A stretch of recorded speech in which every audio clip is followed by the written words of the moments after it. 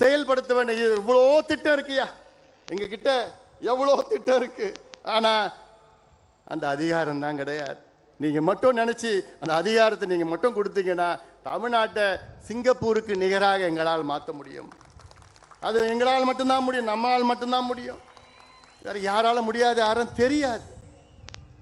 ராத்திரி 2 மணிக்கு என்னை எழுப்பி கூப்பிட்டா, எழுப்பிட்டு தமிழ்நாட்டில் என்ன பிரச்சனை இருக்கு, ராமநாதபுரம் மாவட்டத்தில் என்ன பிரச்சனை இருக்குன்னா 2 மணிக்கு நான் சொல்லுவேன். நான் ராமநாதபுரத்தில் இந்த பிரச்சனை, இந்த தீர்வு, அந்த பிரச்சனைக்கு தீர்வு, அந்த ராமநாதபுரத்தில் இந்த ஒன்றியத்தில் இந்த பிரச்சனை, இல்லை ஆர்எஸ் மங்கலம் ஏரியில் இந்த பிரச்சனை, இப்படி எல்லாம் என்னால் சொல்ல முடியும். தமிழ்நாட்டில் 38 மாவட்டத்தில் உள்ள என்னென்ன பிரச்சனை இருக்கிறதோ அத்தனையும் எங்களால் சொல்ல முடியும். பிரச்சனை மட்டுமில்லை, அதற்கு என்ன தீர்வுன்னு சொல்ல முடியும். அதுதான் நமக்கும் மற்றவர்களுக்கும் வித்தியாசம். ஆக தமிழக மக்களே, எங்களுக்கு ஒரு வாய்ப்பளியுங்கள். சமுதாயத்துக்கு நான் கேட்க, சமுதாயத்துக்கு மட்டும் நான் கேட்கல, சமூக நீதிக்கு ஒரு வாய்ப்பளியுங்கள்.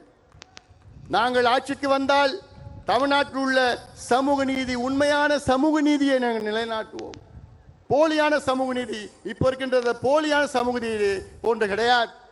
காரணம், அதில் நாங்கள் ஊறியவர்கள், எங்கள் ஐயா அவர்கள் 45 ஆண்டு காலம் ஊறி இருக்கின்றார்கள்.